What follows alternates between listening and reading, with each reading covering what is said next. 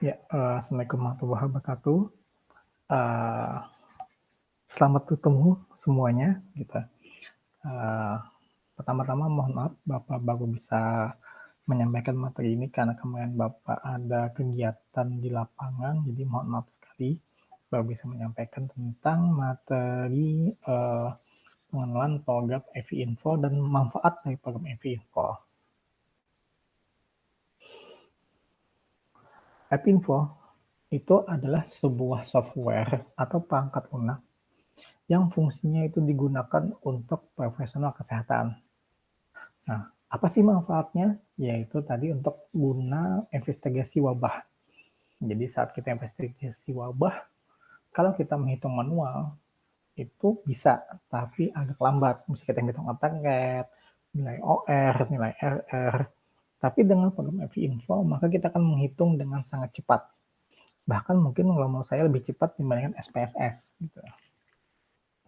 Yang kedua adalah itu digunakan juga dalam hal surveillance kesehatan masyarakat. Kalau tadi untuk kita melihat wabah, yang kedua kita gunakan untuk pengawasan terhadap kegiatan surveillance. Karena apa? Karena nanti Evinfo ini menyajikan data dalam bentuk grafik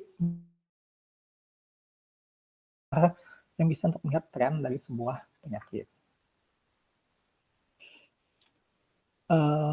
Yang ketiga, Evinfo juga dapat digunakan untuk pengembangan database kesehatan dan aplikasi statistik. Jadi selain daripada melihat tren, investasi wabah, juga dapat digunakan juga untuk riset, untuk penelitian. Jadi misalnya untuk pengembangan database maupun untuk aplikasinya dari statistiknya. Software Evinfo itu dibikin oleh Center for Disease Control, jadi CDC, dan juga itu juga diakui oleh WHO. Nah, untuk Evinfo, dia sifatnya adalah public domain. Nah, itu yang sangat kita senang sekali ya. Karena public domain ini artinya dia dikonsumsi untuk publik. Jadi dalam hal kita penginstalan, terus disebarkan aplikasinya, dimanfaatkan dan sebagainya itu untuk umum. Jadi tidak dilarang, tidak dikenakan biaya dan tidak dihukum. Nah, jadi alhamdulillah dengan adanya software ini sangat membantu sekali bagi praktisi kesehatan dan kita melakukan penyelidikan wabah. Untuk program ini dapat di-download di link ini. Ya, kalian bisa mendownloadnya di situs www.cdc.gov.info. Perkembangan EVInfo zaman dulu itu namanya ada EVInfo 6 yang sifatnya under DOS gitu. Kemudian setelah Windows sudah mulai sempurna, terutama saat mulai stabil Windows ME tahun 2000, kemudian 2002 sampai seterusnya itu ada EVInfo for Windows. Sekarang yang terbaru adalah EVInfo 7 di tahun sekarang dan juga EVInfo untuk Android. Ini tampilan-tampilan dari EVInfo saat kita install. Nah, ini tampilan saat EVInfo versi 3. Nah, ini Bapak pernah dulu merasakan menggunakan EVInfo ini. Jadi di sini kenapa sih versi 3 ini Bapak tampilkan? Karena di sini sudah lumayan bagus gitu. Karena sudah ada namanya Map View, Enter Data, Analyze Data, sudah ada membuat Maps. Nah, ini versi 3 ini sudah lumayan maju dibandingkan versi-versi EVInfo sebelumnya. Kemudian ini EVInfo yang terbaru juga. Nah, ini EVInfo 3.5 kalau tidak salah ya gitu. Bapak sempat install tapi belum sempat memakai gitu. Dan terakhir ini yang 7 terbaru. Jadi EVInfo 7 sekarang sifatnya ada CAT-form, Enter Data, CAT Map, StatCal, ada analis data klasik dan juga ada visual dashboard. Nah, jadi di situ nanti hasil dalam bentuk grafik, chart, tabel dan sebagainya. Nah, ini EVInfo untuk Android. Untuk EVInfo Android dia mungkin lebih apa ya bahasa kita lebih sederhana, lebih mobile. Nah, biasanya FIFO untuk Android, karena menunya lebih sedikit dibandingkan FIFO yang di Windows. Jadi memang untuk membuat kuesioner riset, ataupun kuesioner saat misalnya kayak kita penyelidikan wabah, memang sebaiknya menggunakan FIFO Windows. Nah, juga untuk membuka peta, mungkin sebaiknya menggunakan FIFO Windows. Sedangkan untuk FIFO Android, coba untuk nanti analisis data, statalnya, terus pengumpulan data, pengumpulan datanya pun itu sudah ada di kuesioner yang sudah disediakan. Ya, sudah ada kuesionernya dan juga untuk analisis data. Jadi sifatnya FIFO untuk Android ini misalnya saat kita ada wabah, untuk mengganti data wabah kita menggunakan FIFO Android, itu lebih mudah. Nah, ini contoh dashboard FIFO di Windows. Jadi ada tabelnya, ada grafiknya. Di sini nanti ada hasil OR dan sebagainya. Jadi cukup informatif ya. Nah, hebatnya FIFO ini adalah dibandingkan yang lain seperti SPSS adalah dia langsung keluar chat. Nah, jadi sangat apa ya bahasa kita tuh sangat bagus sekali untuk analisis data.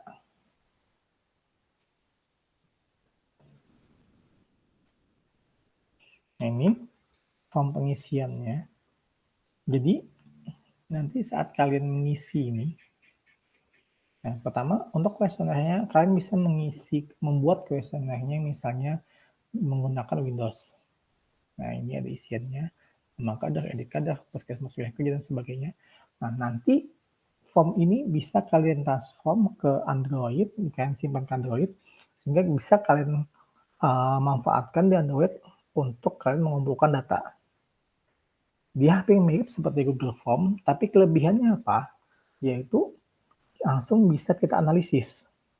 Kalau kita mengumpulkan data melalui Google Form, kalian harus memindah lagi datanya tadi ke SPSS ataupun ke aplikasi statistik yang lain.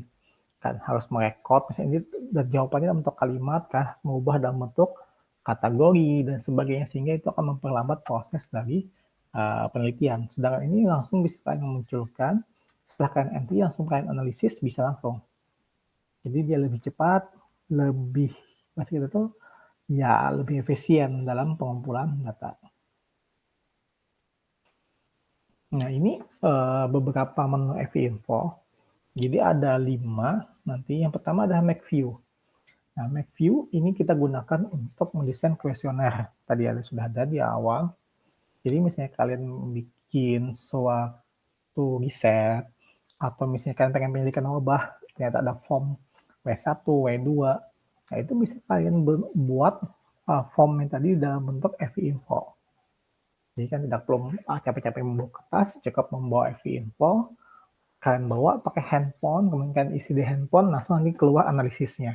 Langsung kalian bisa analisis di handphone itu juga untuk statkalnya. Untuk kelebihannya ya. Jadi langsung nanti untuk membuat otomatis basis data.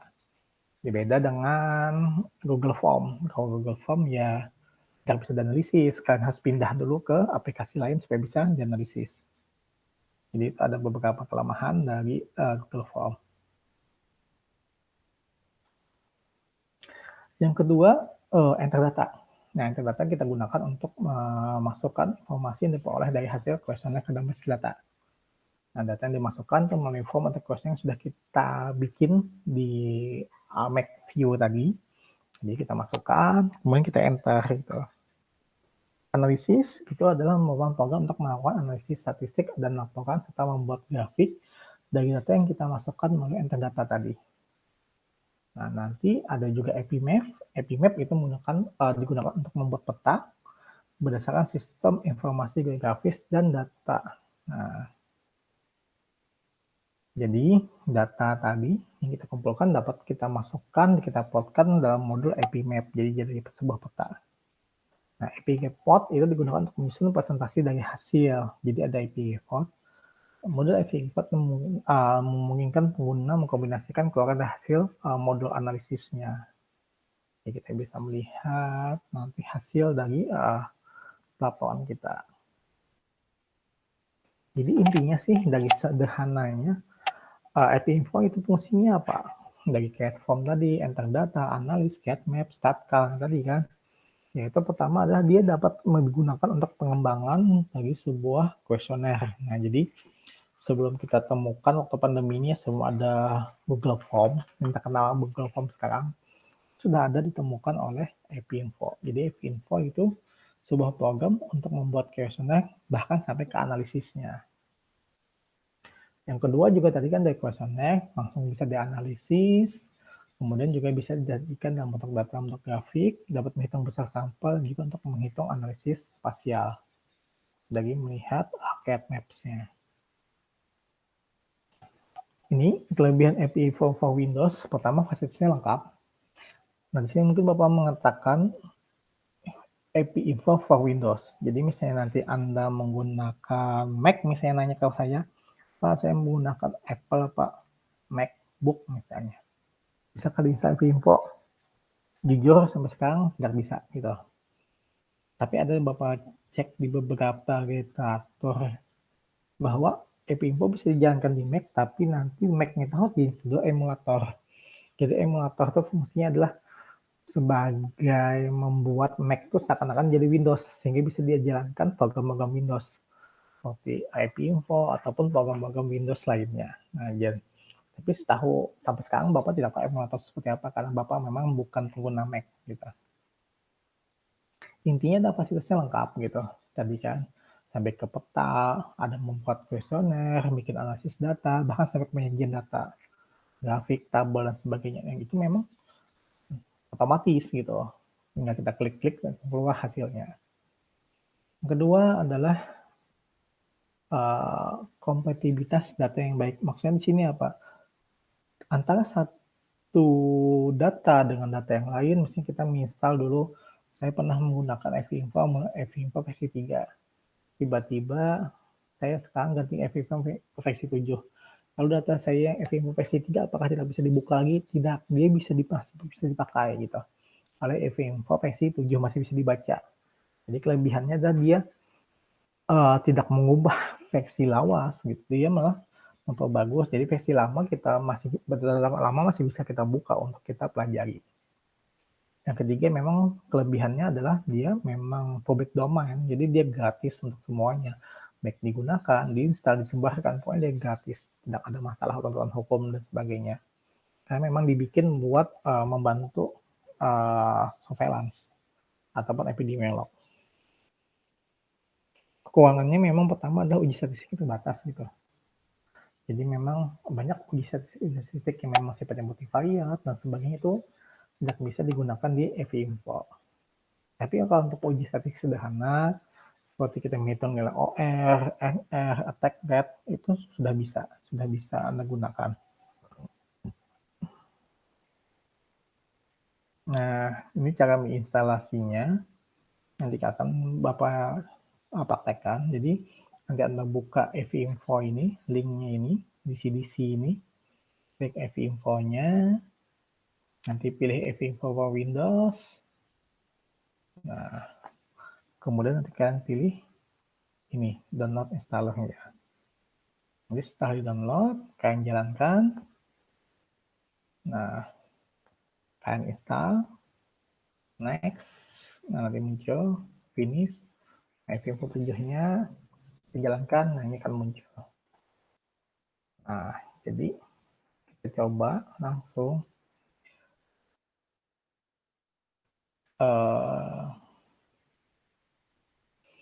nah ini tadi situsnya.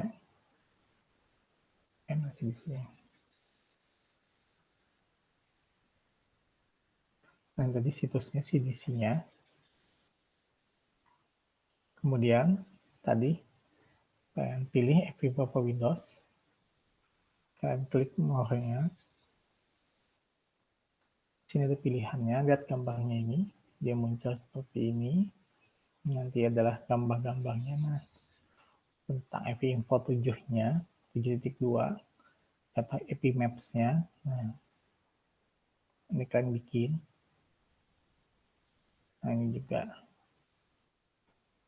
analisisnya. Ini contohnya untuk melihat equally outbreak. Nah, sangat bagus ya, sangat bermanfaat sekali.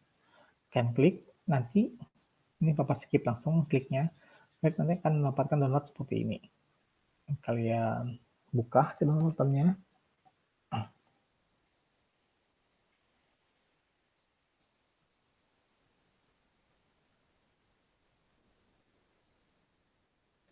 Kalian jalankan,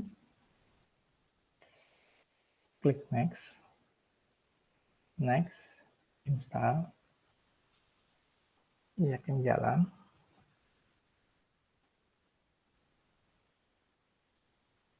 Usahakan RAM-nya tersisa ya, jadi supaya bisa mudah untuk diinstal.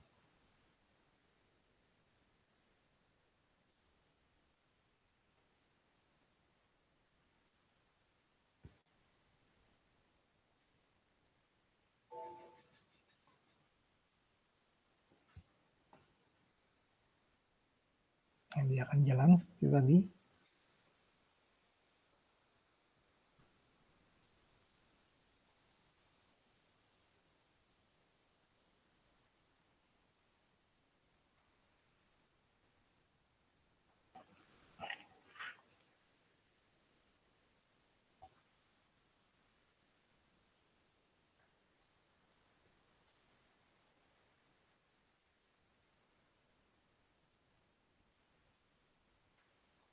Finish.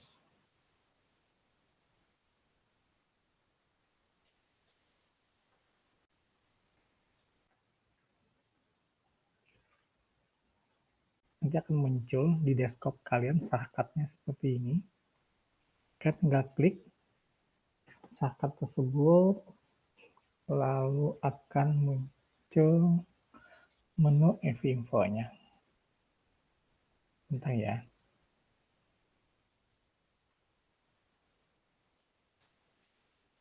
Nah ini, jadi muncul seperti ini, ada namanya create form.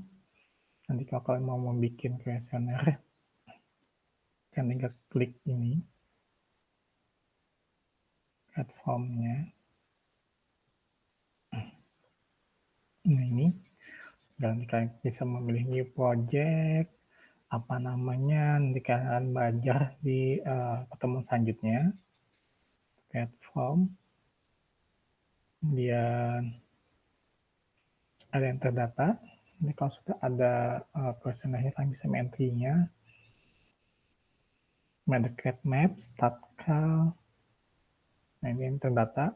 Kalau sudah ada filenya, kalian bisa membuka formnya. Langsung kalian entry nanti. Ini untuk kalian mau bikin maps.